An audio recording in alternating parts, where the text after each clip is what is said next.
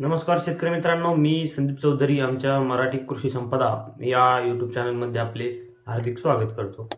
शेतकरी मित्रांनो, मागील 2 दिवसापासून कालपासून सोशल मीडियावरती किंवा यूट्यूबवरती, फेसबुकवरती बऱ्याच ठिकाणी शेतकऱ्यांचे देखील पोस्ट आहेत किंवा मेसेज देखील येत आहेत, कमेंट येत आहेत, की 2025चा जो काही पीक विमा आहे, हा हजारो कोटीच्या रकमेमध्ये मंजूर झालेला आहे. हा शेतकऱ्यांना कधी मिळणार व हा खरंच मंजूर झालेला आहे का? कोणकोणत्या जिल्ह्यासाठी किती प्रमाणामध्ये हा पीक विमा मंजूर झालेला आहे? अशा प्रकारचे जे काही प्रश्न निर्माण झालेले आहेत 2 दिवसापासून, याबद्दलच सविस्तर माहिती, खरी माहिती आपण आजच्या या व्हिडिओमध्ये आपण पाहणार आहोत. संपूर्ण माहिती पाहण्यासाठी व्हिडिओ न स्किप करता शेवटपर्यंत नक्की पहा. शेवटी व्हिडिओ आवडल्यास व्हिडिओला लाईक व अशाच प्रकारच्या नवनवीन माहितीसाठी चॅनलला सबस्क्राईब करायला देखील विसरू नका. तर शेतकरी मित्रांनो, खरीप पीक विमा 2025 मंजूर झाल्याच्या जे काय बातम्या आहेत या 2 दिवसापासून सोशल मीडियावरती प्रसारमाध्यमांमध्ये प्रसारित होत आहेत. आता यामध्ये तथ्यता किती आहे, किती प्रमाणामध्ये हा पीक विमा मंजूर झालेला आहे, याच्यामुळे शेतकऱ्यामध्ये देखील संभ्रम निर्माण झालेला आहे, की हजारो कोटीची रक्कम जी काय आहे ही पीक विम्यासाठी मंजूर झालेली आहे. अशा प्रकारच्या ज्या बातम्या पाहून शेतकऱ्यामध्ये संभ्रम निर्माण झालेला आहे. त्यामुळे शेतकरी देखील सध्या प्रश्न विचारतात, की खरंच हा पीक विमा मंजूर झालेला आहे का? जर झाला असेल तर कधीपर्यंत शेतकऱ्यांच्या खात्यावरती जमा केला जाऊ शकतो?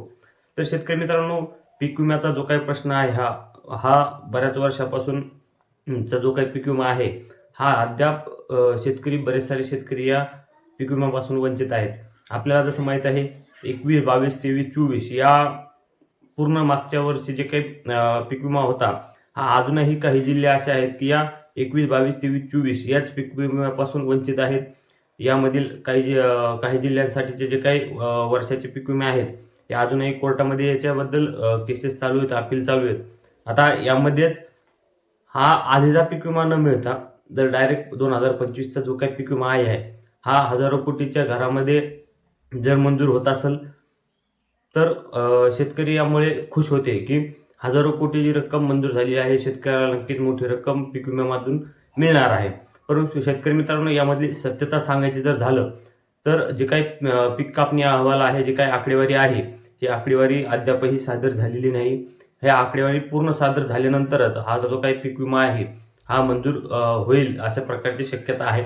सध्या तरी अर्धांगिनीमध्ये जे काही पिकं आहेत, या पिकांची आकडेवारी सादर झालेली आहे. परंतु कापूस असेल, सोयाबीन असेल, असे जे काही अनेक पिकं आहेत, या पिकांची आकडेवारी अद्यापही सादर झालेली नाही. त्याच्यामुळे हा जो काही पीक विमा आहे, हा अद्याप मंजूर झालेला नाही किंवा अशातच मंजूर होण्याची शक्यता देखील नाही. हा मंजूर होण्याला अजून 1-2 महिन्याचा कालावधी लागू शकतो. त्यामुळे ज्या काही आपण अफवांवर कोणत्याही अफवांवर विश्वास ठेवू नये. आपल्याला सोशल मीडिया असेल किंवा प्रसारमाध्यमांमध्ये असेल, अशा प्रकारच्या ज्या काही खोट्या बातम्या येतात, या खोट्या बातम्यावरती आपण कुठल्याही प्रकारचा विश्वास ठेवू नये. सध्या कुठल्याही प्रकारे जो काही खरीप पीक विमा आहे, हा मंजूर झालेला नाही किंवा हा तातडीने शेतकऱ्यांच्या खात्यामध्ये जमा देखील होणार नाही. तर शेतकरी मित्रांनो, माहिती आवडली असल्यास व्हिडिओला लाईक करा व अशाच नवनवीन शेतकरी योजनांच्या माहितीसाठी चॅनलला सबस्क्राईब करायला देखील विसरू नका. धन्यवाद मित्रांनो.